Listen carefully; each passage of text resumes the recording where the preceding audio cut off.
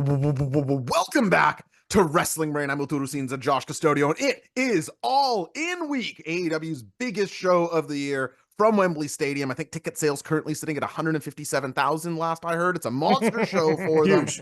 We're going to cover it bottom to top to bottom, actually, this week. And when I say we, I mean me. And I also mean the host of WBCW Meltdown, one of the finest beards, a great stature of a man, Port Pennerloin, Andrew C. Slack in the house. Hey, Slack, how we doing this afternoon? After that intro, I'm flying, man. That's wonderful. Thank you.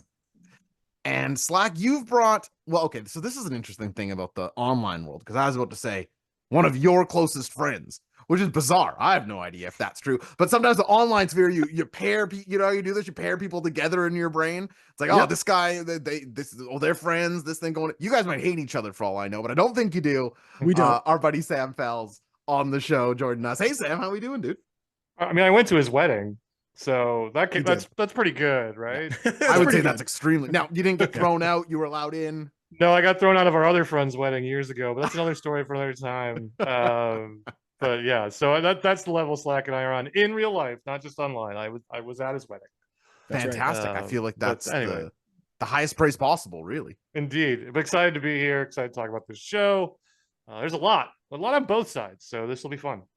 Let's not waste any time getting to it. I do want the overhead view quickly, though, from you guys. We all love AEW pay-per-views. I think on pay-per-view, they deliver at a quality and consistency that few, if any, wrestling companies in history have managed to compete with. But where's our excitement level for this one? And compared to other AEW pay-per-views, not your life in general, but how do we feel? I'll start with you, Slack, heading into All In this Sunday. We insanely pumped? Where are we? Yeah, I'm very pumped. Insanely pumped. I think I'm at a 7. I know that's the scale. 1 to 7. I'm usually a 7 for pay-per-views. I think there's been a few that maybe aren't quite a 7, but I always expect it to be good. All In, certainly more of a spectacle. The good stuff on here feels very important to me. Obviously, there's some stuff that's not as well built or maybe not as consequential to the overall company going forward, but there's enough here for me to be really fired up about. So I'm ready to roll. Sam, does that mirror how you're feeling? Slack's the full 7 on our 1 to 7 scale here at Wrestling Brain. I feel like is the last time I did this Forbidden Door, the one before it? I'm not sure. I feel like I'm a half step below fully pumped. 6.5 on the scale, maybe it's just a 6. There's some matches I'm definitely very excited for, but there's some weird ones in here that I'm feeling a little antsy about. That could end up great, and that's, as you said about AEW. Even usually the matches you feel antsy about when you watch the show, they end up being tons of fun, and you wonder why you were in the first place.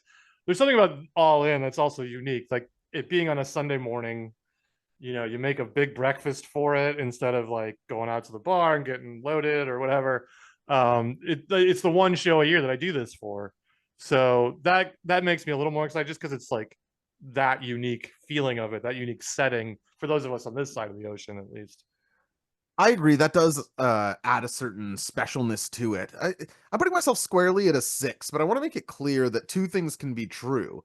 Yeah. I think it's very likely that I exit Sunday thinking the show was a 7, even if going into it, I am anticipating like I know what the most hype I can feel for an AEW pay-per-view is. Now, I do think while the time adds some specialness to it, I like midday fights in general. Saturday night is always my preferred time slot for an AEW pay-per-view, regardless of the show.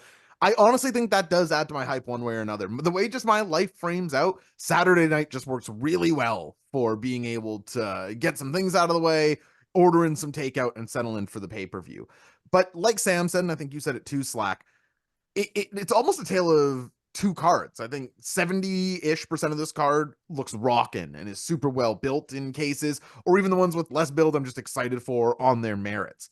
And then I think that other things on this card are like zilch. Like they're not adding any of my anticipation, even in a purely just the match sense. And so the inequality has me at a 6, but there's no doubt the stuff at the top of this card, and we'll talk about what has us most excited. I think my most anticipated match is different than other people's. It's Jack Perry and Darby Allin for me. I can't wait to see that one in Awesome. in the coughing match. So the top end of this card's unbelievable. I'll get those from you guys real quick, then we'll get into the cards. Sam, your most anticipated match for Sunday. Mariah and Tony. I think it's quite possible this is the bloodiest match on the card. This is far and away the best story on the card. Been building for a year, just about, right? Mhm. Maybe even a little over. I think when Tony's put in the ring with someone great, she is great.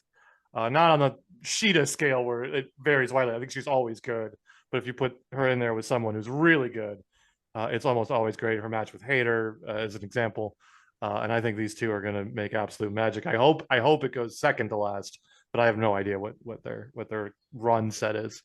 Am I right in saying AEW usually doesn't do that? They like to do because I'm in favor of doing like a boxing or a traditional MMA card where the second to last is your second most important belt or whatever it would be, and you would have Tony and Mariah in that spot for me over this popcorn match or whatever the parlance is for it. I'm only doing this on a hunch, but it feels like they do that with the third to last match. Yeah.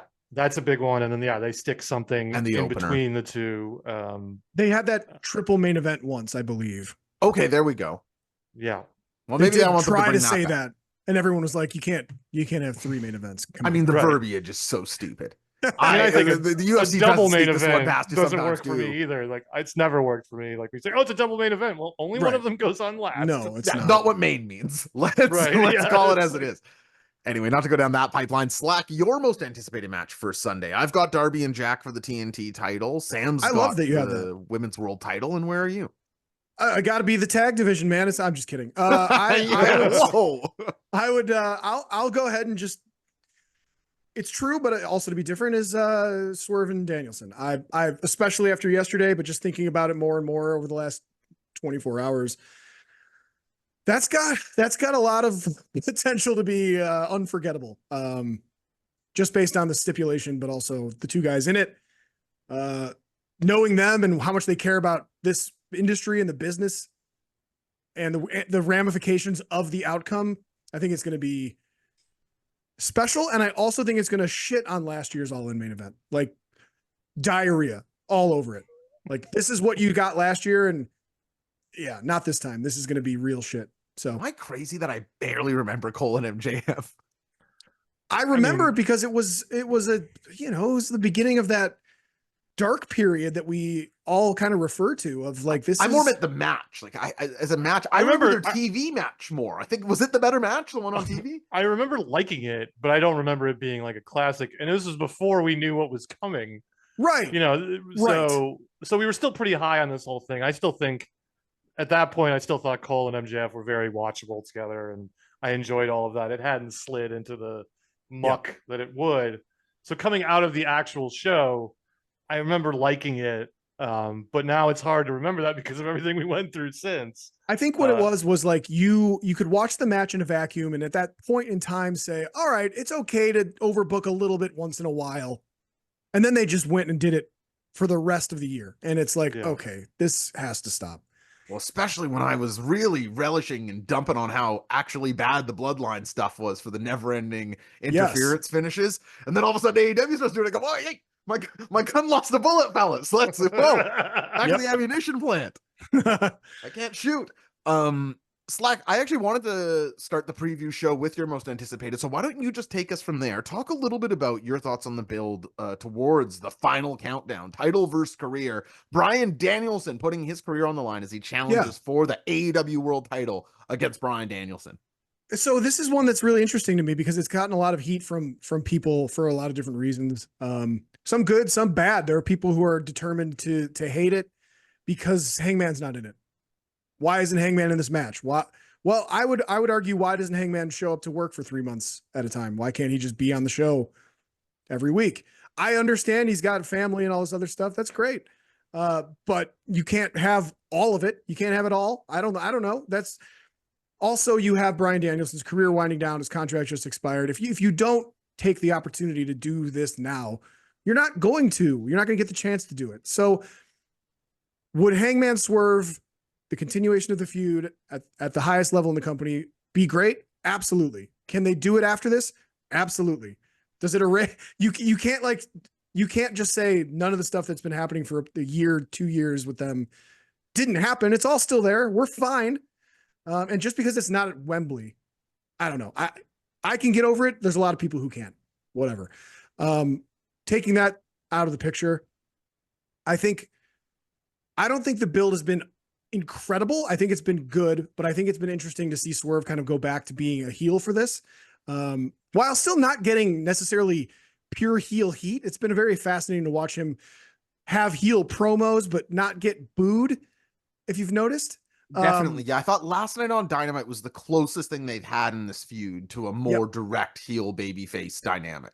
Yeah. And I think it's like Brian's been, oh shucks, it's been a great run, and he's had people urging him from the sidelines, like, where who is this guy? What are you doing? Like, this is your last shot, and you're just saying, if it works out, great. If it doesn't, that's fine too. My family's there. And then last night he just let it rip, and that was awesome. That was cathartic as hell. That was one of the best Bryan Danielson moments you're ever going to see in his career from a talking standpoint, from a promo standpoint. I think everybody to a man was just coming out of that. Holy shit. Like, I am really ready to see this match now. That's what we needed. But up until, and maybe this is just me being an idiot, up until a week or two ago, I kind of thought Swerve was going to win this match. Now I definitely don't. I've changed my mind. I think it's pretty clear Bryan Danielson's going to win. His career's not over, even if he is retiring or not signing a contract till he gets his neck fixed. Who knows how much of that is real versus kayfabe? Bryan Danielson loves to make stuff up. He loves to use things in storyline. He said all the stuff about his kids, about his neck. He said that in the ring. And I tend to think if you say it on TV in a ring, maybe it's not as real as it could be. But I had an interesting proposition for the both of you about this. Is there a chance? I'm thinking back to Sting's final match. Mm-hmm. Now, this is not being billed as Bryan Danielson's final match. However, it is being billed as title versus career. Is there a chance that Bryan Danielson wins and vacates? I like thinking about stuff like this. I don't think there's a chance. I don't think it's the most likely thing that happens. Right. It's worth noting he's done it at least once before. Did he also do it for the IC title over in New York? I believe he's done it for the world title after Mania 30. And he did I it for the believe he did IC it for the title as well. Yeah. So I talk about where you're coming from on this. Okay. So Danielson's got a neck problem, whether it's, I don't think that's fake. I'm sure he's messed up. He's been doing crazy things to his body for the last 3 years. 20. Yeah, for sure. Right. I mean, he had the time off, but yeah, he's been killing himself for us, which I will always appreciate. Clearly he needs to take time off. He also doesn't have a contract. So for me, when I think about how they handled Sting's final match, nothing is guaranteed with Bryan Danielson re-signing for AEW in any capacity. He may never come back. Who the hell knows? There's a new regime in WWE. Maybe he gets along with Triple H. Maybe he doesn't. I have no idea. But if they come in and say, hey, bud, come on back. We got this insane package for you. You can work very limited dates. You can be a GM, whatever floats is. I have no idea, right? Well, we'll sell a t-shirt that says yes on it. Exactly. Great stuff. We invented that. I remember. There's no guarantee that Bryan Danielson comes back to AEW. I think he wants to. I think they want him. I hope so. Even if it's in a backstage capacity. But Tony Khan does have the track record now of sending guys off on a high note. And he did it with Sting. Sting wanted to lose. Remember that story? He's just I don't want to win this match. And Tony's like, you're winning the match, brother. I'm not surprised that Bryan Danielson was like, I don't want to win this match either. And Tony's like, no, you're winning, dude. You're winning the match. We'll put the title back out there. We'll come up with a tournament, or we'll come up with something cool to get it back on someone, but you're not going out like a loser. End of story. I'm just saying, we have talked about. I like this line of thinking. Who does he defend against next? What does he do it all out? What does he do at the next paper? Who says he's going to wrestle at any of those things? I don't know. This is going to be a 15-minute match, right? This is going to be brutal, and it's going to be fairly long, and it's going to feature some bumps that are going to take our breath away. I guarantee it. So saying he's going to just run and do a run-of-the-mill couple title defenses here and there, I don't know that that's a guarantee. And because I think that it is if I were to go with this, the interesting part to me is it really isn't obvious what Bryan does immediately after if he wins the title. So that we know Darby has a world title match at Grand Slam. Yep. We know the winner of the gauntlet match on this card gets a world title shot. That'd be up first, but there isn't somebody as obvious. I know everybody is thinking, oh, well, Hangman, win or lose, Swerve is facing Hangman next, is what I feel like common thinking is saying. Yeah, but how do you get there? Yeah, it's interesting, right? Well, I feel like there's a couple ways, and we can talk about that when we get to their matches or the gauntlet match. But Perfect. Sam, you've been waiting so patiently. I want to get to you Sorry, here. Sam. Yeah. No, I thought that was great, Slack. Yeah. I want to know what you've thought of this build, who you're picking, and is there a chance that the win and vacate that Slack's put forward happens? I think that's a really interesting idea, and I think you guys just laid out why that won't happen. When you mentioned that he's had to vacate titles twice that he won on the industry's biggest show in the past. And I feel like even if it's just one big defense, it'll be like a story of like, I never got to defend my previous titles. I can't leave until I defend this title at least once, and not just like on TV or something like Wrestle Dream or maybe Grand Slam. Maybe that counts. You know, that's TV. I understand, but it's a big show. Big show. Let me preface. I love both of these guys. I think Bryan Danielson's the best I've ever seen. I think Swerve is awesome. I think this match is going to be great. And you say all that, and you're like, well, what more could you ask for? I'm like, well, I'm an asshole, and I'll probably ask for more. I haven't loved the build, but it has gotten better as we've gotten closer. When Bryan won the Owen, I thought it felt a little forced. Yeah.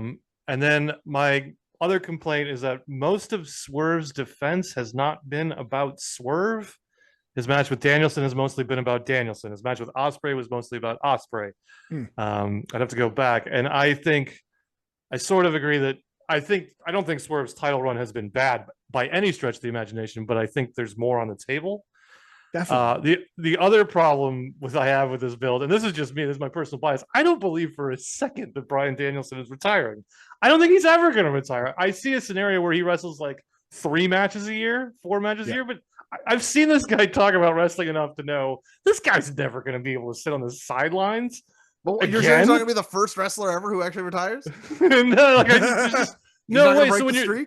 So even if he loses and you're billing it, it's my career. Like, whatever, dude. It's wrestling. You're coming back. You're gonna have the Undertaker schedule. I don't know, but like, so the whole him billing it. Well, my neck screwed up. I don't know if I can do this again. I may leave. I'm like, I don't buy any of it. He's doing it well. It's a good build, but like, it's just my thing of like, all right, dude. I know you love to lie. You make a big deal about what a bullshitter you are. So it's not. I don't think it's been perfect. Again, last night was a big step in the right direction. I agree with both of you guys there. That promo put me okay. I'm like, okay, now I'm ready. I'm going to stop complaining about. I think I've thought for a while Mariah and Tony should main event. I was on the Hangman side for a little while, but I completely understand. And I understand why they want to save that for a show. They have to sell a little harder, honestly. But yeah, I haven't been totally in love, but this match is going to have me jumping off the couch. I'm sure. Like, I don't think there's any doubt. I'll say a couple things. One, I actually think that the better build for this match has been off TV, which is weird. Like, I think all the meta stuff that Bryan's been putting in the press has actually been super effective at people just sort of putting a haze around everything involving him, his contract. Slack says, I don't even know, is this real? You mentioned he loves to lie. None of us have a clue. Right. I happen to think he is telling the truth and working without a contract, but only because Cody Rhodes, another famous liar, said that he also did that in AEW. So, it's not like there's concrete information. So I feel like wrestlers don't use Twitter or interviews nearly well enough. Like our own Bobby Burritos uses, what is he? It's called neo kayfabe Slack. I forget. He has a term for this kind of thing that I really like. Working the sheets, that kind of thing, Yeah, 100%. Just realizing what year it is and even though people might not think the on-screen product is real, there are all these other avenues that you can sort of pursue. So I want to give Bryan credit because I actually think he's been really effective in this press tour. I don't know about drawing interest to the show, but making me interested in what's going on and where's the line. I thought he's actually handled it with really good grace, and especially for a guy who the start of his career, the whole thing is, the best wrestler in the world just can't cut a promo and has, good charisma and physical charisma, but more in a Rob Van Dam, Jeff Hardy way. And now the guy last night's cutting, well, that's one of the best promos in AEW for my money, the closing out Dynamite last night. So Yeah. he's really something. And Ugh. I'm like you, Sam. I won't say Swerve's title reign has been bad. I've liked it a lot. I'm more interested in him when he's being a heel. I just think that side of his character is more compelling. Yeah. And maybe I also just feel that about Hangman Page. So maybe I just prefer, I usually like baby faces, so it's weird. But with both those guys, I think that they're more compelling in their, like, they have a role reversal coming up that should be really good. With that said, I'm picking Bryan Danielson, but I'll ask you guys this, and I'll reflect back to you here, Slack. Do we see Hangman Page during this main event? I really hope not. I see people predicting this everywhere, that Hangman's going to cost Swerve the shot against. Sam said it. Not to throw you under the bus, obviously, but like I You're not really alone, don't. Sam. I don't. Yeah, I don't want another overbooked main event. I really think that they deserve to tell that story one-on-one. If he comes out after the match, that's fine. Yeah, sorry, I should say bell to bell. Correct. I'm going to go with no because that's what I really want. So I'm going to say no. Sam, are you thinking yes? And if are, what's the best looking version of that to you?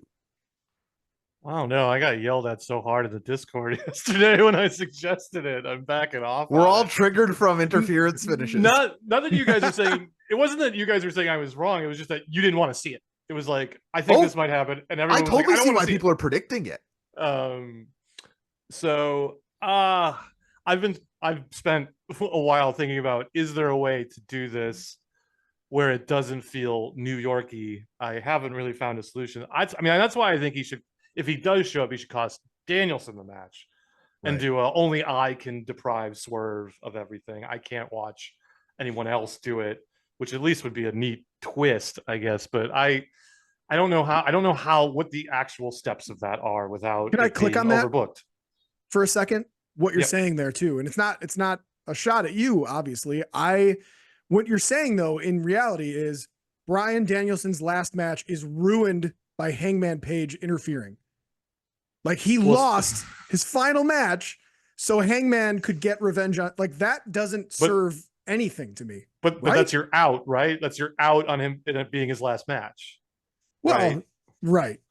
You could play that off to keep him around, even And though he lost. to be even more annoying about this, when Bryan Danielson says my career is on the line, there isn't some governing body that says you can't wrestle anymore. That's just him saying it. So he can always just go, yeah, fuck that. I'm going to wrestle. I don't think that's true. The Wembley Athletic Commission says, yes, man. No. Sorry, he signed the contract. He said he won't wrestle again. That's just the rules, man. Yeah, anyway. I mean, some of my apprehension is I feel like when someone loses the title in AEW, they don't, and some of that's other thing, and just like Samoa Joe has a show to go shoot, obviously, but like once you lose as the champion, you're just kind of away for a while. I don't want to see Swerve go away. No, I don't either. So I'm trying to remember. You guys help me out. I'm trying to remember someone who lost the title but was like on the show for the next few weeks. Yeah, they kept. I called this out at the time because they are bad at that, generally speaking. But Mox drops the title and he's just back out there blabbing. I forget who he transitions to. But didn't he have to be because the champion got fired? Yeah, that might have been it. But it is the exception. Maybe there's one more. Anyway, it is worth watching.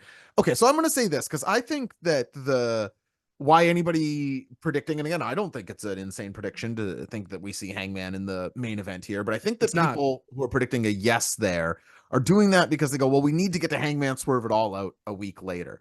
And then I think it was Jay in the Wrestling Brain Discord, always the great take, saying, well, maybe Hangman wins the gauntlet, but then instead of challenging for the title, he can fight Swerve. Swerve says, we'll put that title shot on the line and then we'll fight it all out.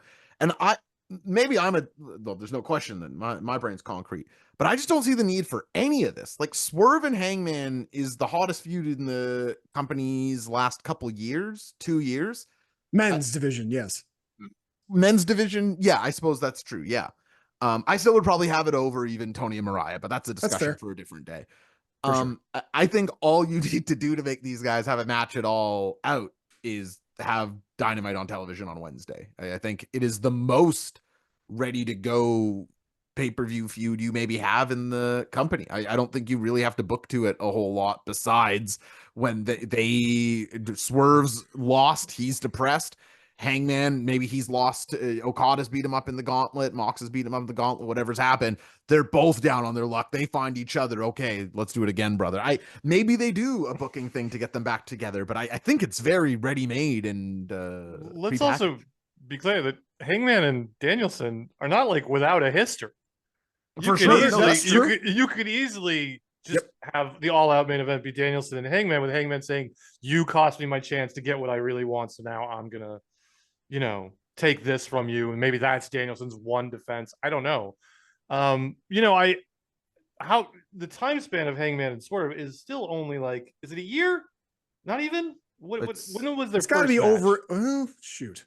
I'm not. I think it's only like 8 months, maybe.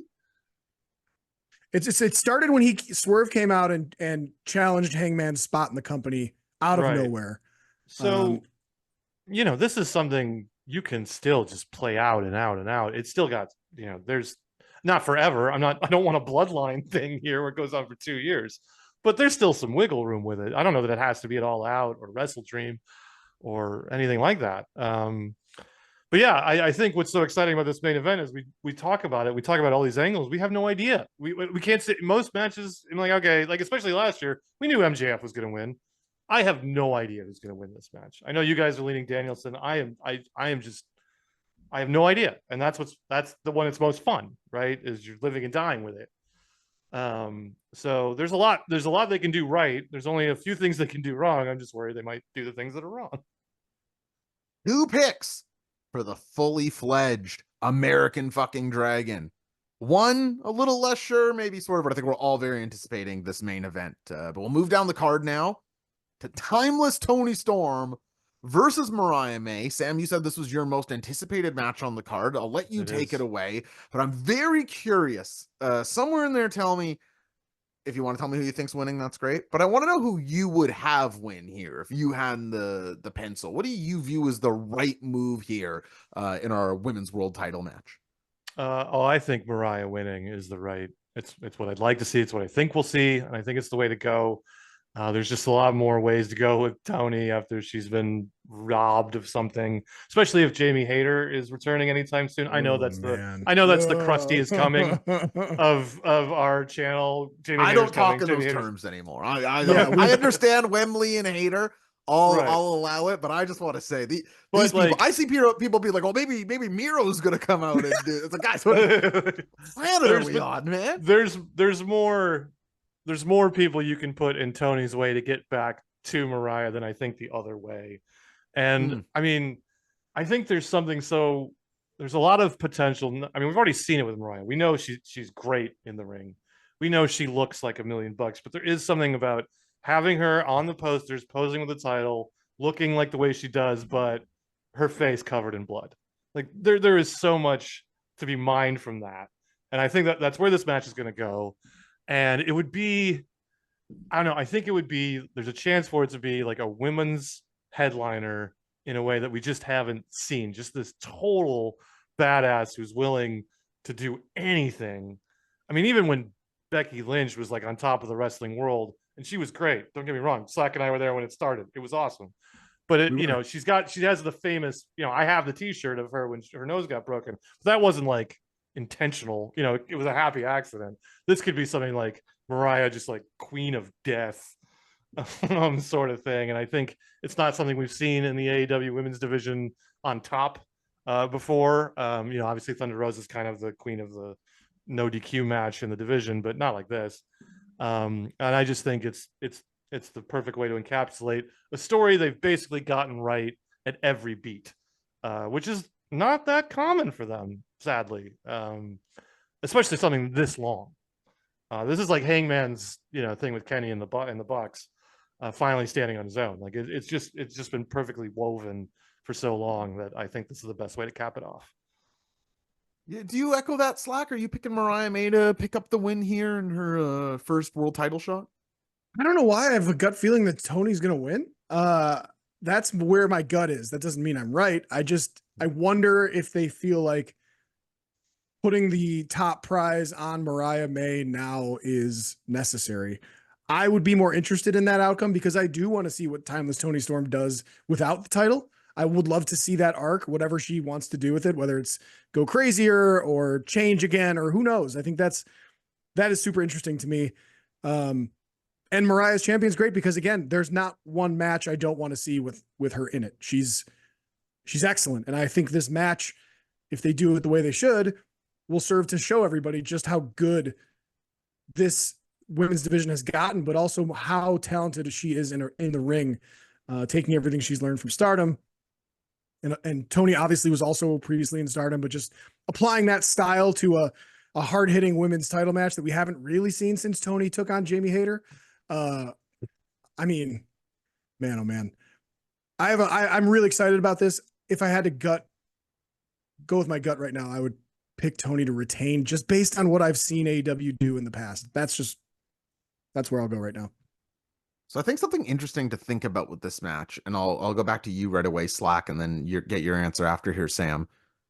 Do you think these two have a rematch at All Out?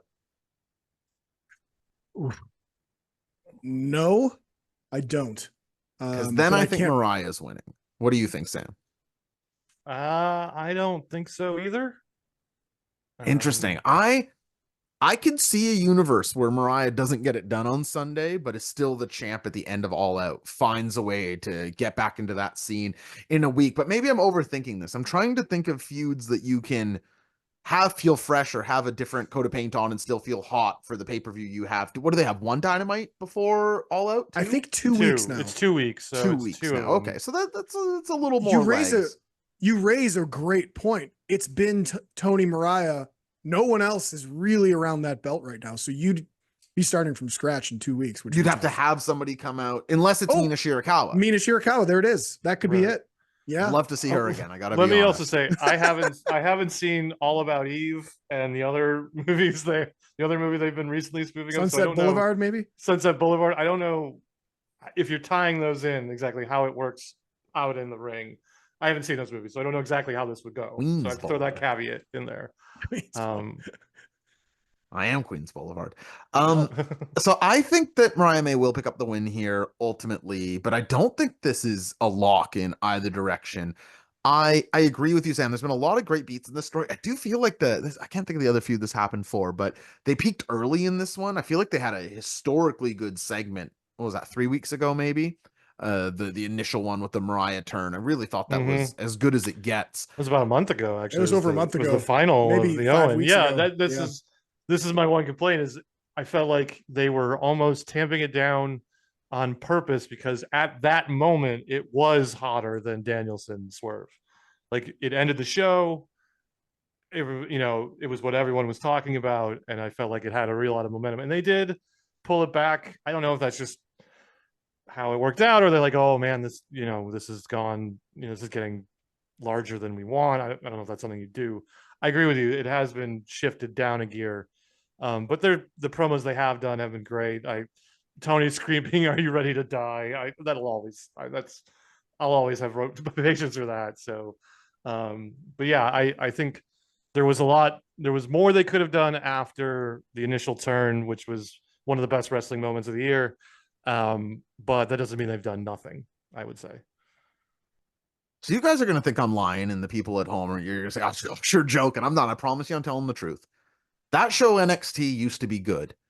And something that I really liked about it was you'd see these people arrive and you'd sort of see them come along and emerge and get that title. And there was like a graduation to the title scene. There was this real sort of natural hierarchical thing that I liked about it. You would see these people emerge and get better. And I really feel like from a match standpoint, this one is cut and dry and exciting in that way. Like we will get the final piece of Mariah May being made. She has the iconic promo, the iconic image, the action, and now she needs to go out there and have her signature match against Toni Storm, who you got to think these two have been talking about what this match might look like for a while, and both of them get to indulge the other's stardom and trained violent leanings that in some way some others on the roster can't or won't or what have you. And I just think that this match should whip ass to watch. I would Yeah. love to see. I've said that I'm not a giant fan of the Timeless Tony Storm character in ring, but I actually love if she started this match sort of in that woo, doing the whole thing, and then Mariah May brings the thunder, and here comes Tony Storm, the real deal, and there's this physical change. I don't know if the camera want to go from black and white to color, but she fires up, and it's clear that exiting this match, however she loses her mind, the real Tony Storm will be in there. So I'm just looking forward to this match. I think it's the way it plays out in ring. It's gonna be really exciting, but I am picking Mariah May to pick up the win. Here's Also, something you can't. Neither Slack and I ahead, go won't ahead, call Sam. you a liar, Josh, because the original NXT is why Slack and I are wrestling fans. Yes, There you go. it's Like true. that was that was the only thing I watched regularly when I got back into wrestling. So Well, I'm now not they're gonna call calling you it a liar. OXT because all the stars of OXT, yesteryear yeah, are there. that's what you hear. Yeah, It's crazy. young I up was and comers at 34. I'll say one last thing about this match is that the thing about it is they've had a year to plan this match. They've known it was coming for a long, long time. So there On the should biggest be stage. they have no excuse not to go out and put on something exceptional because they've this isn't something they figured out they were going to do a month ago or something, So Like the great Paul Heyman promo. And believe me, this is the dance.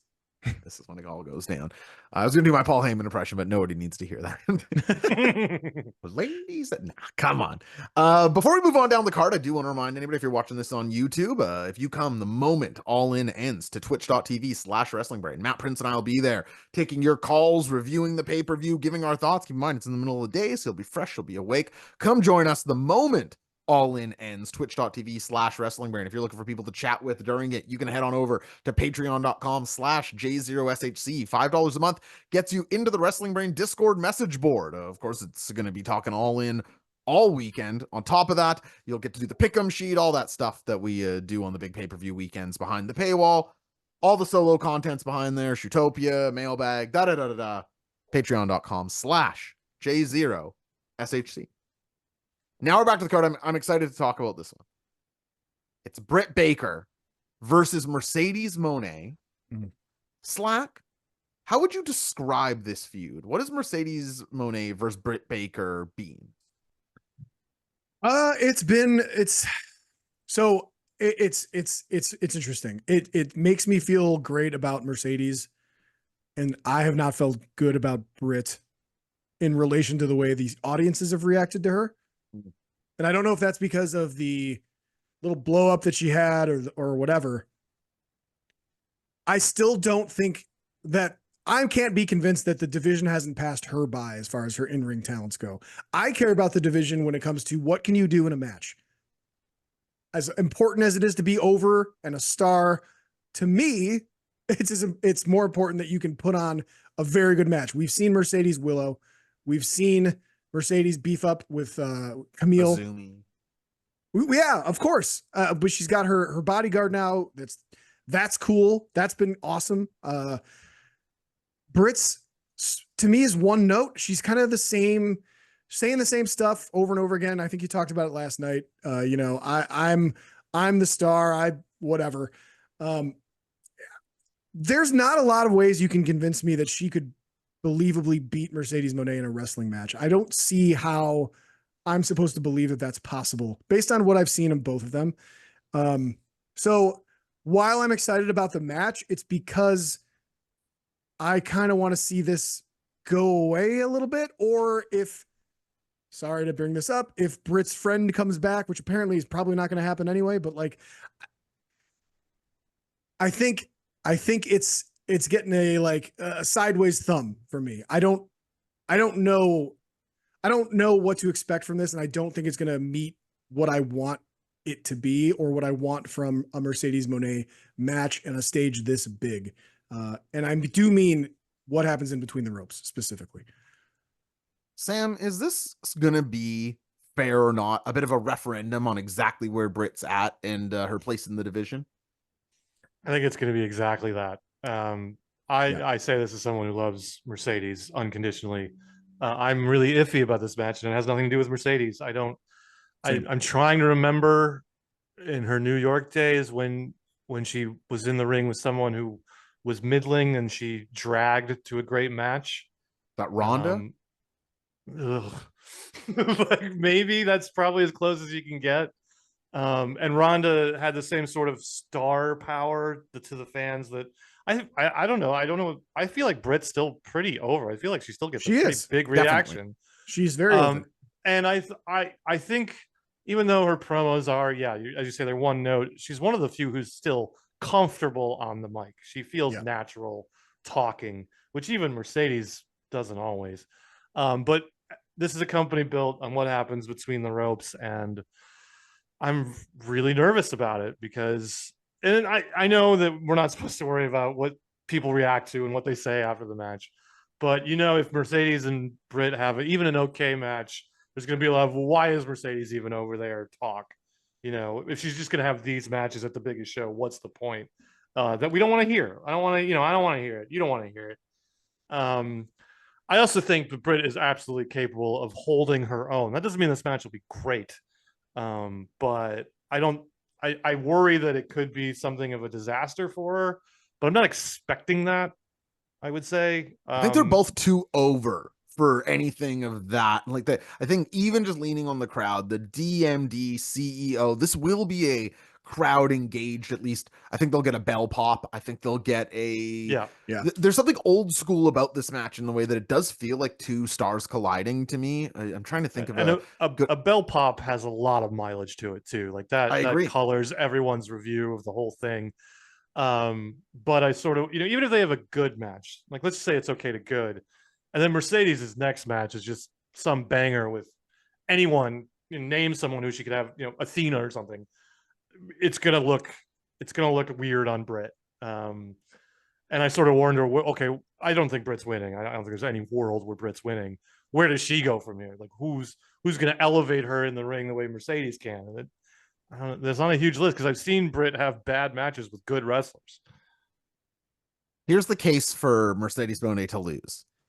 I know where she goes off of a loss. I have no idea where Britt Baker goes off of a loss. Yep. Mercedes loses. She's up for Mariah May.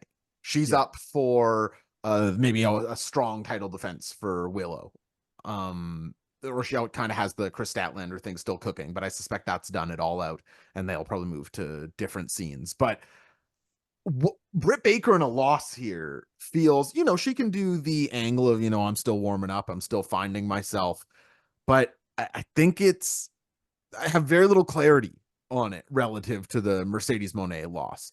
Right. It's also, it makes it strange that this is for the TBS title, which technically is still the secondary title to it, because if this were for the world title, okay, Britt drops down to the TBS division and that's where she goes. But now you can't do that. So I get it, but I would be shocked if they could plausibly find a way for Britt to beat Mercedes. Like there's just in the match, like I can't make that work. What if it's Camille's fault? It's a little early to be pulling that trigger. Yeah, I would be bummed. I want to see that. I'm just trying to make the case for the other side here. Yeah, totally. Or I mean, that's the thing. It's weird because if we want to talk about working the sheets, a report came out that said Britt Baker and Jamie Hayter in real life are not on good terms, and she won't be working with her going forward. Did you see that? No, I didn't. That was a report from Fightful of all places.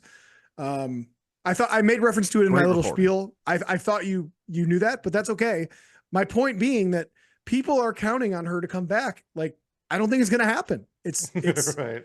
Unless they worked the sheets, which is what we talked about earlier, right? If that's something that they did and they leaked that on purpose, that's good. I hope that's what they did. They certainly leaked it at a time you would have, because she already had the actual suspension. So why wouldn't you, if you were going to do it, you'd be like, okay, the water's already poisoned with Britt is a prima donna. Right. And can't, people so why would don't buy we just it. People will buy it. Yeah. So I see what you're saying, Josh, but it's too early for the Camille and Mercedes to be at odds, even slightly. Like, she's awesome as the heater, and I want to see that keep going. So yeah, fair enough. I am ultimately picking Mercedes Moné to defend, but when I saw she was the biggest favorite on this card, I didn't really understand that. I think there's enough factors at play, and again, the imagination off the loss. That's how booking works a lot of the time, is what's next. And you've had this collision of supernovas. I didn't know that about Jamie Hayter. You got to think if she's even remotely healthy, Wembley, they're dying to do it. You have to think when she went out, they had on the pencil, they circled in the calendar. Well, it sure would be nice to have Jamie Hayter return at All she has Wembley to be able to do Stadium. is walk out there. Yeah. Can Quite you walk honestly, out there? If they don't get along, you can't have Jamie Hayter return to TV and not at all interact with Britt Baker. You can't do that. Well, we know how that goes. Then don't they give her a third TV show, or I guess a fourth? Right. She gets a third TV show. That's right. It's called Hater Nation. It's great. Everybody Slack would loves it. watch it. AEW Explosion Tuesday nights at 4 a.m. Yeah, it's on against Raw and beats it. That's the size of the brain on Jamie Hayter. No, I agree. You have to resolve these issues. Yep. If they're real. So if she comes back, costs Britt the match, very shocking. They can have their match at All Out, get that over with, and then they can move their separate ways. How about that? That sounds great. Okay. I love it. Do you guys remember that Akon song, Mr. Lonely? He's always singing about how lonely he is.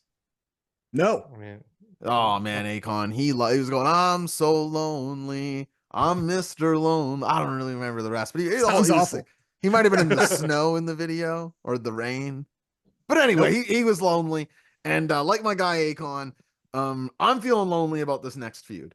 Here we go. I feel like people are looking at me and they're saying, what are you thinking? Because I got no taste for Will Ospreay versus MJF. I liked the end of the promo last night, but I have not enjoyed this feud. I'm even a guy who I feel like likes MJF more than a bunch of our listenership. I think he's very talented. Obviously, I enjoy Will Ospreay, but something about these guys combined, I didn't love their TV match.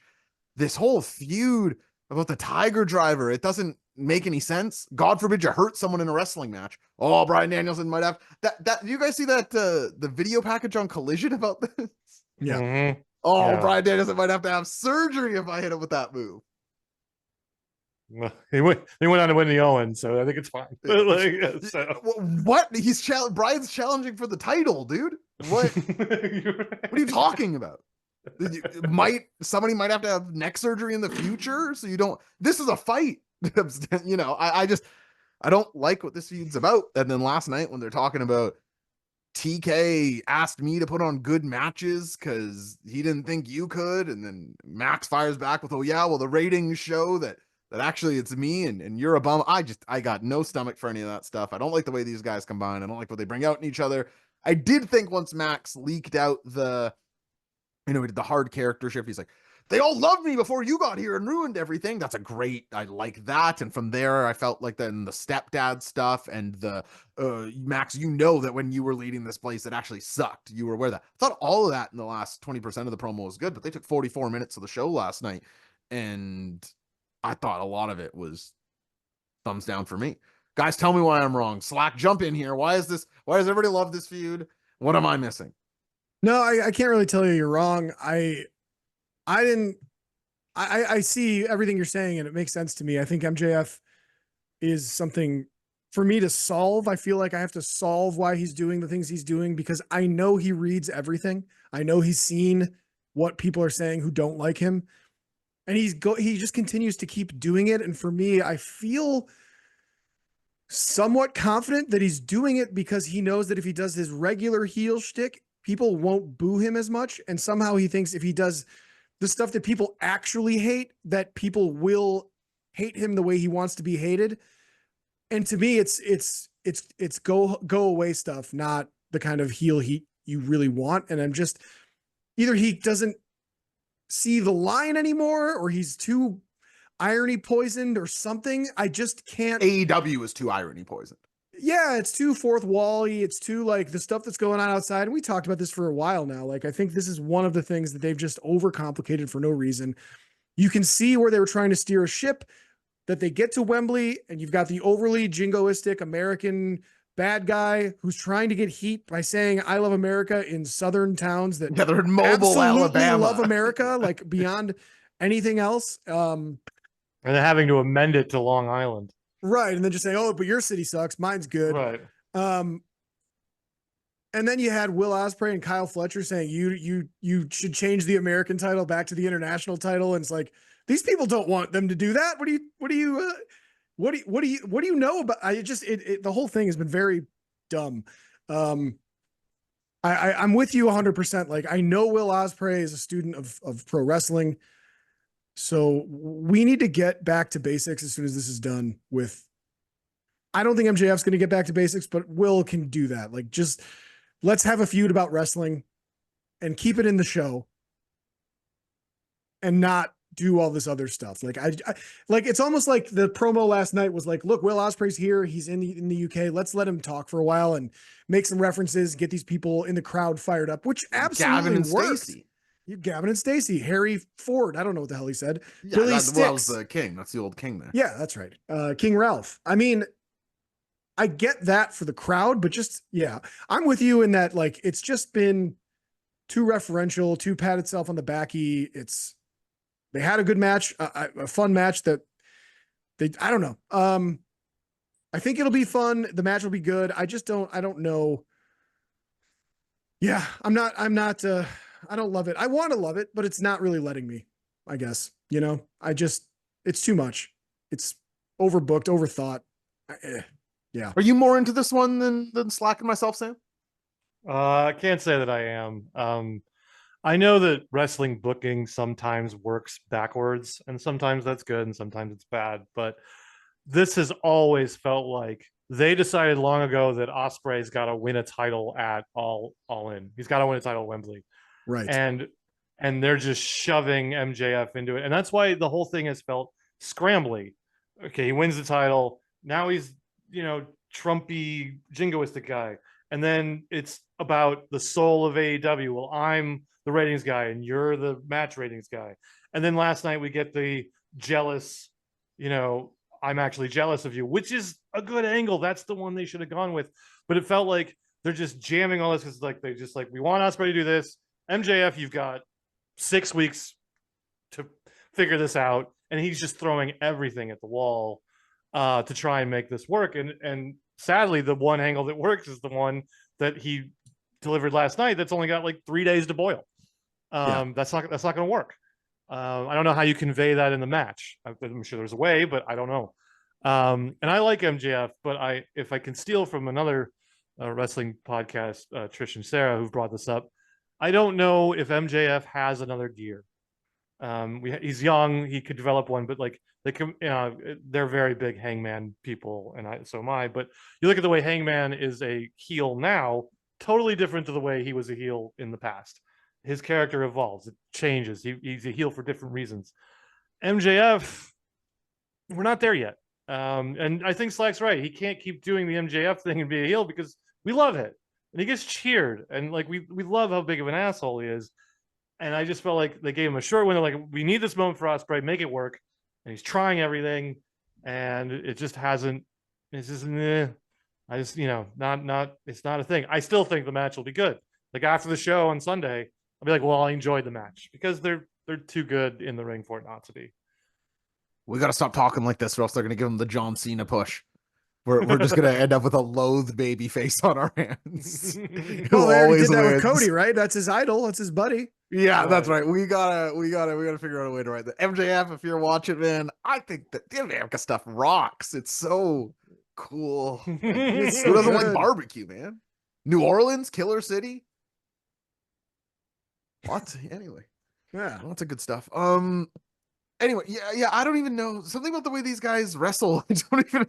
I feel like I'm such a hater. These guys are obviously world class pro wrestlers. I'm just saying, and I talk about this on the show all the time. A lot of what I'm interested in pro wrestling is styles colliding and what this person versus this person looks like. What this person versus this person looks like when this person is MJF and this person's Will Ospreay isn't the most appealing thing to me relative to those guys versus other opponents. Like, Right.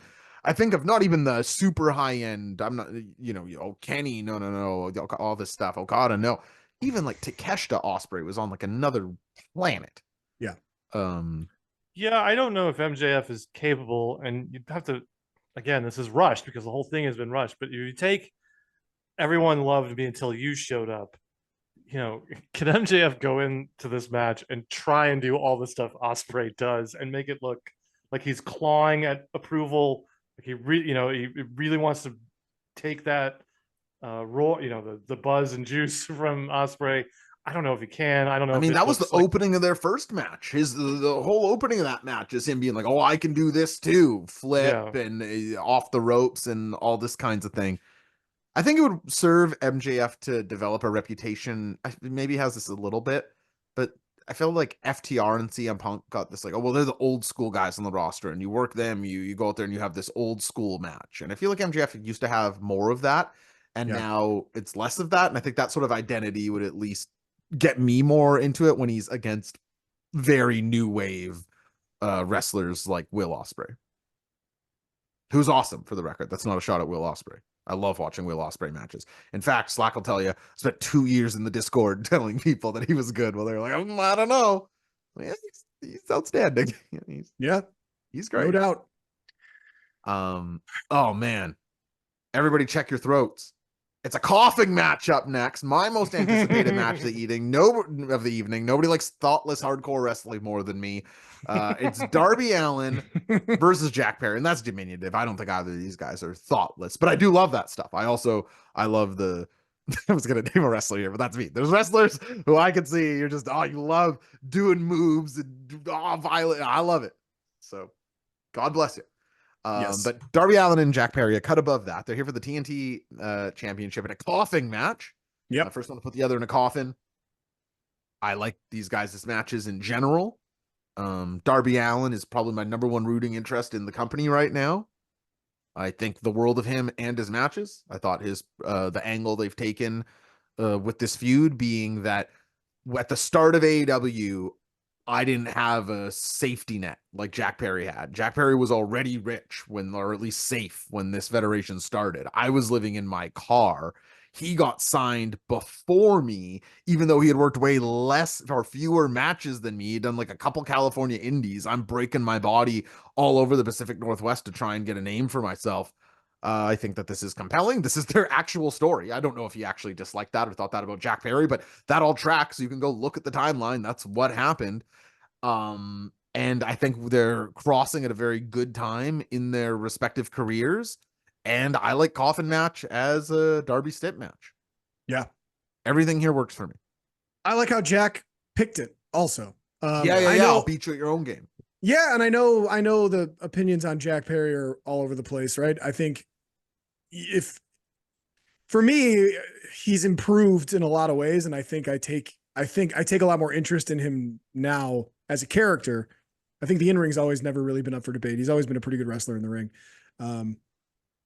But I like what he's been doing, and I think, just kind of like not talking as much and just like fighting and doing stuff backstage. Like, remember when they rolled him out as a heel for the first time and he called his girlfriend a bitch or something, and the hottest bitch in the place, and he was like, I'm wearing a leather jacket and a white t-shirt, and it was so bad. It was so bad. Took the time off, obvious reasons. We've all been through this, but I do think some stuff has gotten through. If you're willing to look past certain things, I do really like what I've seen. I mean, he's willing to light himself on fire for a TV show. He made that belt. Like, I saw the belt. I'm like, all right, he's a guy with a gimmicked belt. Great. Everybody's done this a million different times. But then he puts the video of him actually physically doing it. I'm like, all right, that's actually very sick. And then, this, like you said, he's putting himself in Darby's match.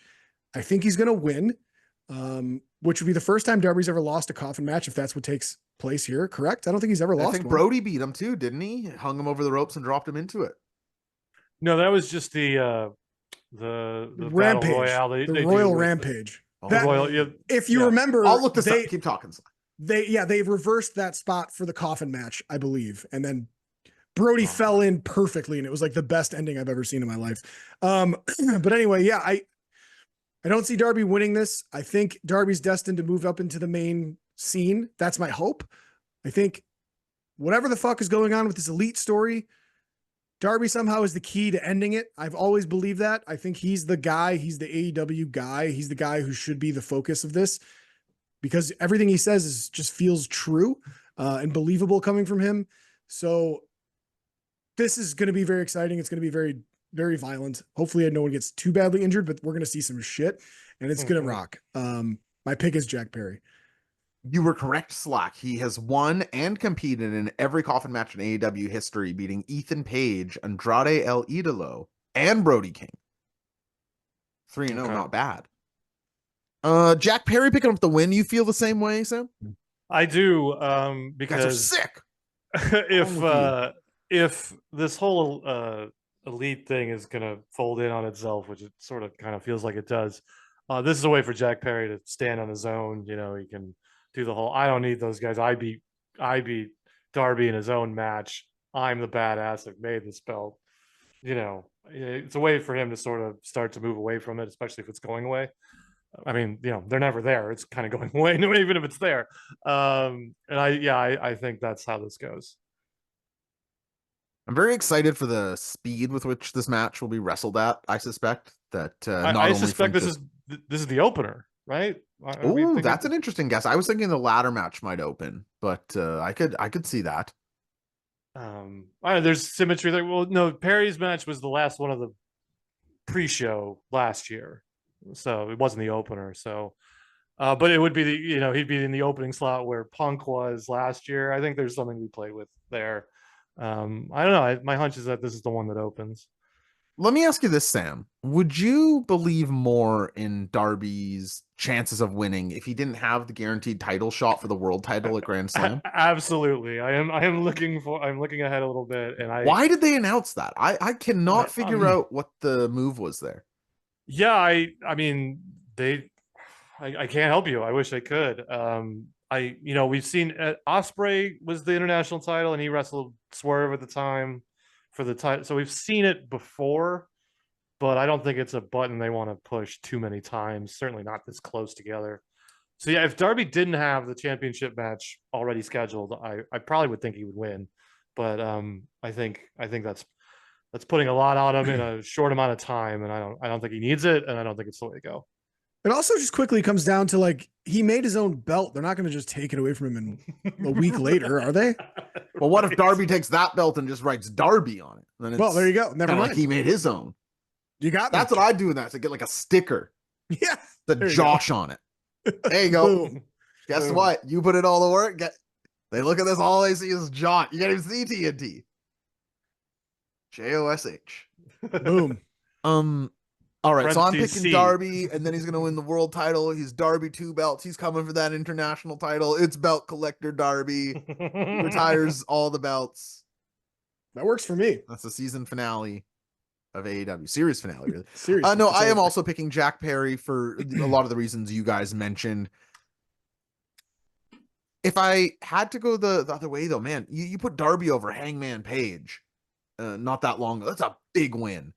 Mm-hmm. And not that this is always how wrestling works, but if you wanted to get this guy hot for a world title shot, beating Hangman and then beating Jack Perry is a really great way to do it. But I suppose since it's already in the bag, you probably don't need to. Yeah, I mean, you got to assume there's going to be some elite interference in this. I mean, it's a coffin match. There's no rules. So I don't know. Go ahead. Do we see Sting here? Okay. There's like a 50-50 chance, honestly. I don't think it's that crazy to think Sting. I'm pretty sure he's there. In London, England? Yes. It's been reported that he's there. Yeah. Oh. But he might be just there to watch. Like that, they don't get on a plane for nothing. My grandpa, you suggest going anywhere but Portugal to him? He's like, on the plane? The idea. Yeah, I don't know. I mean, you could have him just make a quick appearance, but if Sting comes out and Darby loses, that sucks. Also, someone pointed this out to me. Sting's promo to Darby way back when. He's like, "Can you do this without me? Like, can you prove that you can do this without my help?" So for him to come out and help Darby would sort of, take that away a little bit. Sure. But then he could be like, I'm it for the world title, brother. Need the pop in Wembley. Woo! Right. Does this. But then it's like, oh yeah, Sting coming out would kick so much ass. Like, who cares? Like, it would just be awesome. Well, this is why these retirements mean nothing, because ultimately even the fans don't want it. Like, after 2 years away, no, everyone's like, oh, you know who would be awesome to see? We'd all come unglued for? Fucking Sting. Duh. Like, oh, right. That would be awesome. It's not like it's difficult. Right out there once. Who on earth has more goodwill than Sting in wrestling? I mean, it's crazy. Short list, man. Very short. Short list. More goodwill in wrestling. We have to say Mr. Ferguson, but besides that, I can't. Obviously. Can't think Shout of out too to the many other names. deathmatch champion, Mr. Ferguson. You're damn right. Very excited for this one. Cannot wait to see what these two get up to, especially since they've teased being on fire so much during this feud. Oh yeah. And All In also home of Real Glass. Maybe we see some Real Glass. Now remember, Jack Perry talked the Real Glass game. Darby Allin went through the Real Glass. All right. Just remember, oh yeah, there's talking, and then there's, oh, all right, Sting, let's do the coolest thing imaginable so people really remember your retirement. That's right. He even says in the promo before, he's like, I'm gonna make sure Sting's retirement is unforgettable. Done. How do you do that? Oh, jump 10 feet in the air through a full blade of glass to the floor. Whew. Who would even suggest it? I don't know. How could you be okay? I wouldn't be. I'm so excited for this next one, guys. The Casino Gauntlet match. I'm a big fan of this match format in AEW. For those of you who aren't familiar, it's a gauntlet match, or like you might be more familiar with a Royal Rumble, where you have timed entrance of somebody coming out. But in this match, the match ends as soon as there is a pinfall or submission. And so every competitor, you have somebody who can break up things, but the early competitors are more tired and able to be picked on. Very fun match format for me, Slack. Who do we know who's for sure is in here? We got Orange Cassidy. With conglomeration. Oh yeah, We're Mark all in it. Briscoe. Tomohiro Ishii. Mm-hmm. Well, is Ishii in it, or is he just in the pre? Oh no, he's not. No, sorry, you're right. I'm thinking of them in their. But promo Kyle together. O'Reilly is. Yeah, KOR is. Hangman. Hangman's in it. Hanger. Evil Uno. Evil Uno, Do apparently. we think Uno is, or is he going to be like? Or is he going to be incapacitated? Well, the thing about the match is that you can be in the match, but your turn might never come. Yeah, exactly right. That's what happened That's to a Roderick fun. Strong. That's a last fun time. way. Yes. Right. Exactly. So you can do whatever you want with that little loophole, which is kind of fun. Is Okada in the gauntlet? I think so. We don't know that, but he's probably. He's nowhere else on the card, right? Right. Yeah, I think him and Claudio will both be in it and have a moment. Well, doesn't Claudio have a Ricochet thing in Mexico? Oh, does on Friday. He does on Friday, but I think he's flying back, especially if his team gets the 4th slot in the London ladder match, which would keep him from being in the gauntlet. So, but I don't think that's going to happen. Claudio's flying from the UK to Mexico Thursday, having a match Friday, and then flying back to the UK. If he's in the gauntlet or if his team wins on Collision. Okay. Wow. There's a lot of ifs. Sorry. I think, anyway, to answer your question, Okada is in this. He has to be. How could you have this show and not have Okada anywhere? Yeah, no, those people want to hear the coin flip, and so do I. I see the talk that people have basically accepted that Hangman Page is winning this match. I understand when people are picking this. He's probably the odds-on favorite, I would suspect. I know where this is going. But is there a chance? And now people accuse me of being an AEW homer. That's true.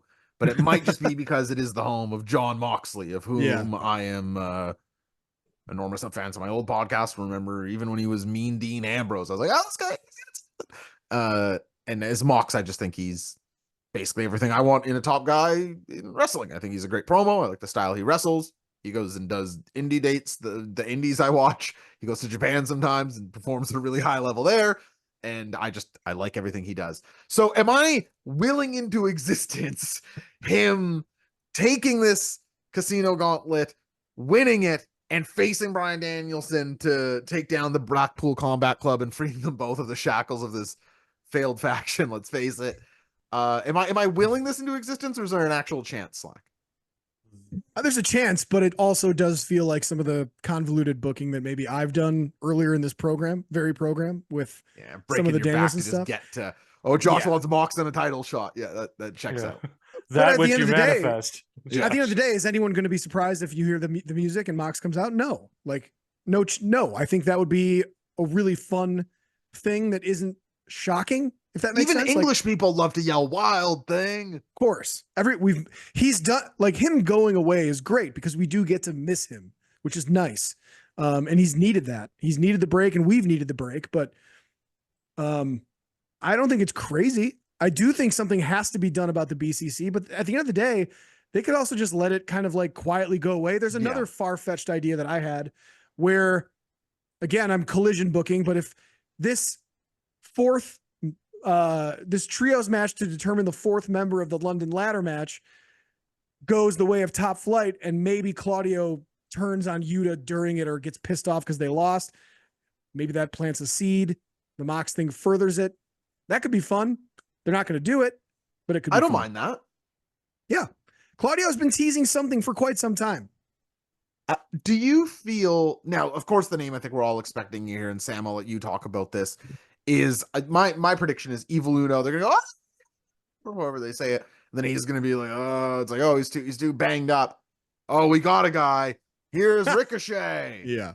And then Ricochet is gonna do some handsprings, and he's gonna look like damn half as good Simone Biles out there. Sports. That's hell good. yeah. That's good. That's good. Yeah, Very good. Simone Biles. You She's guys great. know. Anyway, I'm a We bit love of a her. gymnastics guy. Sam, what do you think of? Is this inevitable? Are we going to see? What do we know? What his name's going to be here? Is it going to be Prince Puma? Do we know what's happening there? I He doesn't mean, own Prince Puma. He said that. Well, we It's got to gonna be talk to Ricochet. Robert Rodriguez. he could still be Ricochet. And I He'll think be he still will Ricochet. be. Yeah. Oh, Yeah, I hang on. mean, I hadn't even considered he could go back to being Suicide. Wow, didn't he do that for a bit? Wasn't he Suicide? One of the 20 don't guys know. who played him in TNA. I'm gonna look this up. Not sure. yeah, I saw that bubbling today a little bit. I mean, I could see it. It'd certainly be a way to make him feel huge.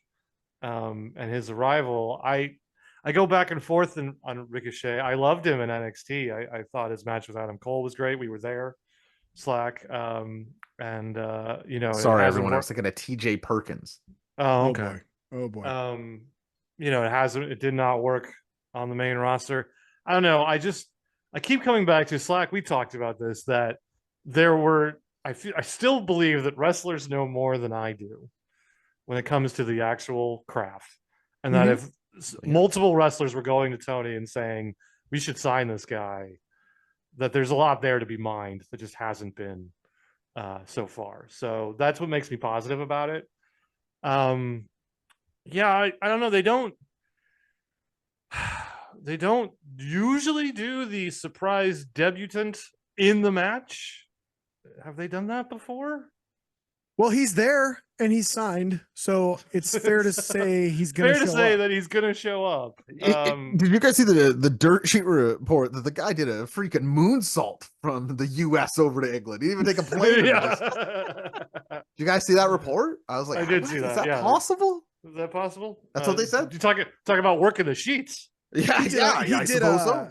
he did a 450 no splash because he jumped right over the damn ocean. I think it'd be a cool spot. It'd be a cool pop. I think people would really enjoy that. What about Claudio winning this? A world title shot at Brian. I don't see it as much, but I wouldn't hate it. Obviously, as a match. So, and who could some of the complain? especially if he's planting seeds, gets pissed off at Yuta and Collision. He's Yeah. planted So- seeds that he's pissed off at Brian with the Eddie Right. stuff that didn't work out. That's He's true not- too. He's obviously not going to beat Danielson, but you could do that. That'd be a great television match. I don't know that you're doing that for All Out, but Claudio as a Um, heel champion would be sick. It was great in Ring of Honor. I liked his Ring of Honor title reign. There's Yeah. so much there that we haven't touched. He's so Historically, good. he's been a heel way more than he hasn't been. For sure. but Okay, go on the he's- record, guys. Who are you picking to win this gauntlet match? I'm going Hangman, chalk. Yeah, I gotta go chalk here because AEW kind of just always they're known for doing the simplest thing that people want to see, and this is what people want to see. And I'm picking chalk as well. John Moxley to return. I know what picking chalk means, and I'm doing it. And I'm picking John Moxley. Sorry. No, I do know what you're picking the Okay. favorite. I thought it meant you're picking like only favorites in a parlay or something, but That's basically yes, yeah. look Same at this. That's context clues. That's when people, it's like, you just got to listen. That's what I always say. You- That's a you little just lesson gotta. you can take on this. You got to listen. Take it from me. Okay, now we are into the portion of the card I'm calling stuff I'm not into. Okay. Which means we don't have to discuss it all that long, which is cool. I love that freedom. The FTW Championship is on the line. It's Hook versus Chris Jericho. Do we see Samoa Joe here to offset the learning tree? This is my hook to the match. Can I hope get so. the guy, Samoa Joe back, Slack? I hope so. I don't know if he's done filming. If he is, then yes. If he isn't, then no. That's really what it I wish comes I down watched to. any of the stuff Samoa Joe was in. I bet he rocks in it. He's got a doesn't mask on. And it's talk. not even his Yeah. voice. He doesn't talk. Yeah. So there's no What? point. he's it's just like the body double, Right. essentially. Like he He's wears the He a has such a mask. body- great voice. And a guy Yeah. talks for him. I don't No, know. it's like it's Job, right? Isn't the actual voice like Will Arnett? Yeah, I think it's Will Arnett. You're telling me that they got Samoa Job out there? Yes. Yeah. Samoa Whoa. Job. That's exactly right. What the hell? What? He's an Yeah. illusionist. He is, yeah, he really is, Michael. He has such a good voice. Oh well, whatever, not my choice. If they said, "Oh, we got a movie where Samoa Joe's kicking some ass," I'd watch that. Yeah, unfortunately, that's not what's happening. I mean, Yeah. it's- Yeah, that's not what you're getting. Damn. That's all right. the run-in I would want. Like if we're gonna overbook something, make it Samoa Joe coming well, into it's this. no rules, right? So Yeah, you can do it's whatever. not even really, but yeah, that works. I don't know. This just feels like these two have not been apart from each other for like 5 years. It's just Inside keeps going. joke. Once Yeah. again, we're referencing things that we don't need to reference on a TV show. My pick is Hook. Yeah, I think Hook probably wins this too. I think Jericho can still get it done in plunder matches, so I think this Yeah, will probably the FTW scene suits him right now. I don't think this will get a ton of time. It'll probably be sort of car crashy. You'll have the run-ins with Bill and Do we think? Bounty Right, Keith.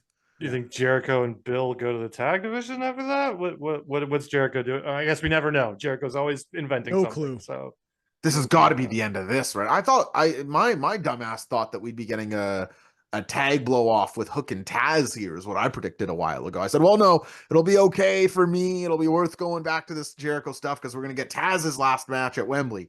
No, we're just going on forever. It turns out. it's right next to the Nigel McGuinness match. Taz can't yeah, walk. yeah, that was and Miro. They're hanging out. Yeah, you picking Hook as well, Sam? Sure. I'm kind of one of those people like there are too many titles on the show. Oh, I don't need the FTW thing here. If Hook is capable of doing anything else, I'd like to see it. And if he's not, let's find that out and just move on. I'm ready for the but more yeah. meaningful Hook push. I think he'll be better than people think. I feel like somehow people have cooled, not somehow. I haven't cooled on Hook as much as people. I still see a world of potential in him. You just got to get him in there give him some big spots, see what he can do. Yeah, well, you got to get him away from this FTW thing. You got to get him Yeah. away from Jericho. Him winning this doesn't do any of that. So I guess I'm going to pick Jericho. There you go.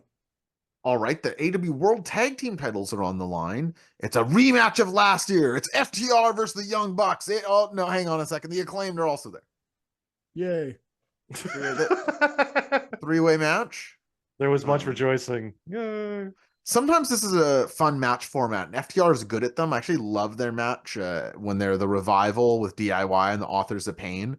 Their match ripped. It's so great. They do that fun, and it just has all these FTR hallmarks in it, where they DIY and them switch guys to hit both of their finishers. They do the Shatter Machine with Gargano and Dax, and whatever the two little fellas do.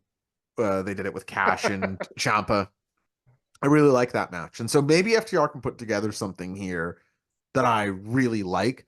But it will be what I feel about this match will be entirely contingent on how good the match is. The match has no goodwill. When the bell rings, we're starting at 0 for me. Yeah, Yeah, that's a good way to put it. It has to earn every little bit. And Like I we were think they talking know about, that. it's like the reverse of what we were talking about with Britt and Mercedes. Because That's right. Yeah. bell's gonna ring, there's gonna be that huge pop, and you're already gonna be at a 5 or 6. Yeah, that's And exactly right. They'll have to like work off of that for you to not like it. This is the bell's gonna ring, and you're just kind of gonna be like, huh? So Do we? yeah, I don't know. It just if I thought the Osprey MJF thing was lazy and rushed, this is just lazy. I don't know what this is. And I'm sure the match won't be a sinkhole, but like I don't know what we're doing. The match is almost certainly going to be good, right? Yeah. The problem Yeah. is, here's Yes. my big problem with it, and I'll let you get in here, Slack. I don't even know what I want to happen. Like, I don't know what the best case scenario is. Correct. I'm just assuming the Bucks are winning because I guess they won't take them off of them. It's like that's literally my whole line of thinking. I have no read on it. I think I want an Acclaim to split out of this. I want think the Acclaim to win and at least turn heel. That would be a good outcome for me. They kill Daddy Ass. Yeah, a turn on Daddy Ass would be great. Do something to make me give a shit. Like Daddy Ass is like the indestructible old guy, which I'm so tired of. Kick his ass and let him go be backstage or whatever for a while. And then they can be assholes and lean into like whatever Max Caster thinks he's trying to do. But at least if you let me hate him on screen as much as I don't like him in real life, that would be fun at least. And I know Bowens could pull off a heel. He's got a lot of potential still. And then one day you can break them up by having Bowens or by having Caster turn on Bowens, and Bowens is the baby face, and they can do that, play that out. We can. See, I think that has a lot of mileage to it. I think an Anthony Bowens singles run is something I'd be very excited about. Give him the juice to do it. Let him do it off Caster. But for that to even start, you have to turn them heel, and you also have to get rid of this Bucks thing, whatever it is. I don't know. If they win, then I just assume they won't be on TV very often for a while, and we're just going to continue complaining about it. So, and we won't have a tag division. So and we still won't have a tag division. I liked this when it started. You know, it started with Tony wearing the neck brace at the draft. I'm like, all right, this is cool. This is fun. God, that was a harbinger of doom in a way we had no idea. That I thought that was hilarious. Tony taking the Meltzer driver, and I would put that genie back in the bottle if I had the chance. Yeah. Well, it's like the Max Cole stuff. Just got this is okay. Oh no, oh my god, just so out of hand. I don't understand. Do the Bucks have some complaint? And that's why they're not around, because they just have a cushy contract. Yeah, they're on a good deal. Well, I mean, good for them, but yes, I don't think so. Not good for them. It's not good for us. Not even good for them. But if you're gonna have the cushy contract, then you can't hold a whole division hostage so you can enjoy it. And again, maybe that's part of the problem. Like what we talked about with MJF. It's we know it's pissing you off. We're bad guys. That's what we're doing. We're pissing you off. It's like.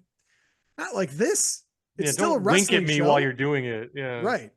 Exactly. Well, I mean, there's so many different ways of doing it. I always feel like talking about they're a good heel or a good babyface is so tough. I can think of guys who are like different versions of both sides of the coin, but whatever the current version is, just doesn't do it. The Bucks have great heel stuff built into them. They're gawky. They use a lot of the past in their act. They are referential. Everything about it between the elite is annoying. And they're balding guys with long hair. That's automatically heel. If you're a balding guy with long hair, that's like 3 points in the heel category to begin with. But that they went to authority figure as and they're like, we're gonna run the show as an answer to Punk telling them they couldn't manage a target. It's like, all right, man. Yeah, I guess you win. They're gonna run the show, but they're not gonna be there, so we have to have these doofuses do it. And I do think they can do some fun mix and match stuff here. I don't even like Anthony Bowens as much as you guys, unfortunately. I know everybody likes him, but he feels like one of these never-ending potential guys to me where they look good in blood and guts. But when I see the Acclaimed on screen, I go ice cold. And when he's like, because everybody love, I'm not like, oh, here we go, Anthony Bowens. It's like, oh, this all sucks, is what my mind is doing when those guys are around. He seems very strong, though. He does the one-arm power bomb like Alex Coughlin. I love when guys do that. Yep. Slack, you could probably do that. You get a guy up with one arm, I imagine. I've done it. Unbelievable. Yeah. His own son. No, adults. His own son. I used to do it to people in college. That rocks. Hell yeah. It was fun. It was a good time. Yeah, I think I've said this on the show before. My buddy Fergie's a wrestler, and we took a picture, me and him. I'm a big fella. 6'1". And he gets me up. We take a picture where he's macho and I'm Miss Elizabeth on his shoulder. And he's like, okay, just jump on 3. And I just couldn't believe it. I was like, you didn't even use 2 hands to get me up here, man. Unbelievable. Slack was just doing that for fun. Good times. I think this will probably be a good match, though. So there we go.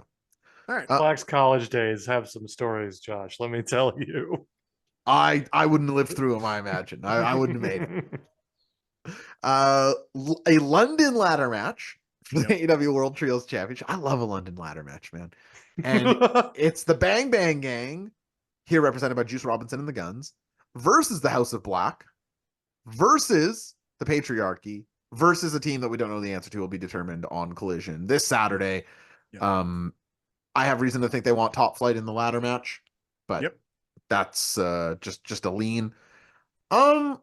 Yeah, listen, there's no build here, but I don't like the trios division anyway, so just putting a bunch of them, I may be warmer on this match than some other people just from a watching it standpoint. I think this will be good car crash TV. This is a fun thing to have on a pay-per-view, just 12 guys in a ladder match. Yeah. So yeah, it's gonna be fun. It's gonna be Brody it's gonna King be will do great. something nasty to Nick Wayne. There'll be Absolutely. there's stuff here. Again, it's only just where are the multi-man scenes? I love to care about what's going on in some of these, but as something, if you just see this on paper in another Fed, oh, it's a GCW tonight. It's a 4-way ladder match between the Bang Bang Gang, House of Black, Patriarchy, and another team. It's like, yeah, okay, hell yeah, So taking it with that attitude, I suppose. Slack, do you have any idea who's going to win this? No, I would guess the Patriarchy retains because I don't really see another outcome that makes sense going forward. I think with Jay White coming back, why would you saddle them with these trio belts again? Because that wasn't working for me before. I don't want to go back to that. If you have 2 tag teams in a 4-man stable, why are you putting a trios title on that? That doesn't just double your teams. chances in the tag division. Juice and Jay as a tag team were awesome. The Guns are pretty awesome. right. Let's do that. Let's do that. Juice instead. and Jay might have had the match of the year. Yes, literally. Together. So Like, I have not forgotten. Trust me, it was incredible. I also can't be the one saying, even just if you went Juice Robinson singles run and Guns in the tags, I'm ready for more Juice, man. Absolutely. Yeah, absolutely. Both his matches against John Moxley and New Japan are awesome, super awesome. And I know that's, okay, it's a match with Mox, but I think his promos are super compelling. No. Slack, wasn't he your promo of the year last year? That amazing. Absolutely. Who? Yes. It was the best thing The I've ever other seen. guy. It's going to be the promo of the year for 2024 also. awesome. Yeah, my damn And well. also, be that. and also, Slack and I are good friends with Juice's dad now. Yeah. So, How do you beat that? He's our More buddy. Juice. But yeah, no, House of Black already kind of had that run. I don't see them going back to that. I don't know what that solves or achieves. And certainly Leo Rush and Top Flight are there to be thrown around. So to me, Patriarchy makes the most sense. So I pick them to retain. I can't pick the Bucks to retain and them to retain. That won't happen. One of those belts is changing. Well, I got the Acclaimed, so that's where Yeah, no, I'm sorry. Acclaimed, I'm speaking aloud. I picked the Bucks. Okay, maybe I will change. All right, I picked the Acclaimed in the last one, and I switched to the Patriarchy here. Nice. Awesome. Well, House of Black is the most of a trio of these people. Yes. But I think they like Christian on Collision. You know what? No, I'll stick with where I am. I'm no coward. Bucks, and I'll pick House of Black here. Who cares about these picks? Nice. And if I pick differently in the pick'em on the Discord, guys, I won't tell anybody. I won't say a thing. This isn't being recorded, is it? Fun conversation. Just for between friends. posterity. Yes, right. And now, gentlemen, I'm going to leave this one to you rather than me being a negative Nancy. I don't really like this match format in general, but maybe one of you two can talk to people in the door. It's on 0 Hour. It's people we love, Willow Nightingale and Tomohiro Ishii versus Chris Statlander and Stokely Hathaway. Sam, are you into this one? For a 0 hour show match? Yeah, absolutely. I think it'll be fun. We'll get a stat Ishii chop exchange. I'm sure it being on a pay-per-view probably has a little more flexibility to it. I think your pre-show matches don't need to have a lot of consequence. This will just the crowd will be behind Willow. They'll do the dance. So for that, yeah, like while I'm making food for the actual show and having this on, yeah, I'm excited for it as a pre-show match. That sound about right to you, Slack? They need to get Stat away from Willow after this, though. Yeah, that's my concern is that, yes, it'll be fun, but I don't want these two doing this. Does that make sense? Like, I just think that I think Willow and Chris should be doing a blow-off match with a stipulation instead. Something they will sick. it all out, I think. I hope so. I really want to see it because they're so good. So in this match, I'm just like, okay, clearly Stokely gets pinned, but why? And I don't want Chris to keep taking losses, so maybe Ishii eats a pin, which also feels weird to have That's him coming actually to what pin, I'm but predicting. That's kind of I think to Stat me that and makes the Stoke most win sense. here. Yes, you cannot have Stat lose again. You That's can't. what I can't figure out, because you obviously want to have the big Willow Stoke intergender bump, choke slam, some Dr. Bomb, whatever it is. Although she said actually wants it called a Hokuto bomb on TV, which I will respect. She knows. She knows, man. She knows. Happy to call it a Hokuto bomb, no problem there. But I think the heels have to win to make this go to All Out. And so I don't know, maybe she just bombs on Stokely and like gets it all out of her system, and then Stat rolls her up or something. Like, Stoke isn't legal, something like that. That's what I see happening. I she gets too distracted by Stoke, and that's how the match ends. But I'd still have Stat win at All Out when they do the big blow off match too. Stat has kind of shifted to neutral since the turn, and you can't. I mean, you can always slow down a wrestler, but Willow is really hard to slow down. She'll always be a star unless you do absolutely nothing with her, which I'm sure they're not going to. So. Yeah, I mean, I hope the Stat wins here, and I hope she wins in 2 weeks if that's what they're going to do. But yeah, because it's on a pay-per-view, it's not on television. There's a little more flexibility here to it. Obviously, Willow's going to toss Stoke into a dumpster, or Stoke's going to have Miro replace him. That's how that's at the last second.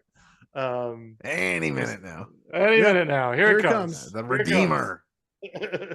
I'm gonna look like the dumbest guy on earth if Miro's at All In. if he's in the gauntlet, I'm Josh. You get used to it. But I don't want him to be in it. Fuck that guy. Keep him away from my company. I'm not interested. Give me the Darby Allins and the Eddie Kingstons, man. Who's the guys who were like, I love AEW. I don't want to go anywhere else. Yeah, I'm with you guys. It's same with Ricky. At the end of the day, like, these guys are athletes, but this is a show. It is theater. It's a show. And if you're just going to like refuse to do where they think the show going, like, that's not the job. So like, especially at that level, I'm willing to, if Bryan Danielson wanted to have some say so or something, whatever. But if at that level, it's like, when you're in the mid card, I don't want to hear it. I'm sorry. Like, Bryan Danielson or Swerve or these guys, Tony, Mercedes, fine. But like, it's still a show. This is the direction we want to go. This is the story we want to tell. We need you to do this. If you're in a play, you don't just get to like change your lines. You're allowed to push back. You're allowed to have ideas, but at some point, if it's just we've seen enough AEW to know that if you haven't been on the television in a couple of years, and the one time we see you absolutely call it in what feels like Goldberg Brock, the one where they're both leaving against Andrade, just like, all right, man. Cool. Good luck. Anyway, that is All In. I'm pumped. That top 1, 2, 3, 4, 5, 6, 7 matches is fantastic to me. I am 6. Very excited. I think the Gauntlet match is going to deliver surprises. I don't think any of us have an especially great read on it, which is additionally surprising. And Sam, Slack, anything you want to tell the people as we wrap this up here? Watch Meltdown on Mondays, please. Watch Meltdown on Mondays. What is Meltdown? Meltdown is Josh and I running our own federation. It's called WBCW, and we use the Fire Pro Wrestling game from the PC to run it. We've got all the stars and some stars we've invented, and it's awesome, and you should check it out. You get to gamble on the matches with brain bucks. That's right. Mm-hmm. And I guess if you have any interest in hearing what Slack and I think about HBO's Hard Knocks Chicago Bears, tune in next Tuesday to our live podcast. That's right. Where's that?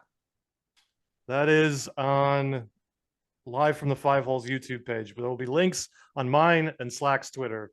There you go. Slack's taking the live streaming world by storm. You know it. We're going to prop them up. We're going to do it. I love it. Long overdue. I agree. Gentlemen, thank you both for joining. All of you enjoy the show again, twitch.tv/wrestlingbrain. The moment the show ends, reviewing the whole thing. Patreon.com/J0SHC, Discord, Pick'em Sheets, mailbag, blah, blah, blah, blah, blah, blah, blah, blah, blah. We'll talk to y'all soon. Love and energy. You know me. All of you. You know me. You don't know me. You don't know me. You don't know me. You know nothing about me.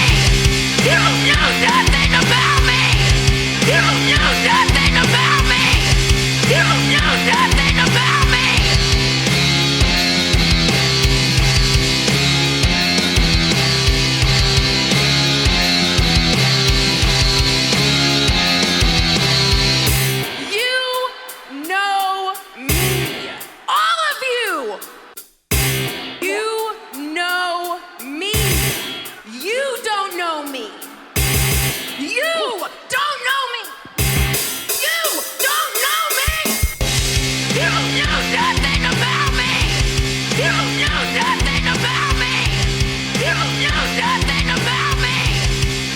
You should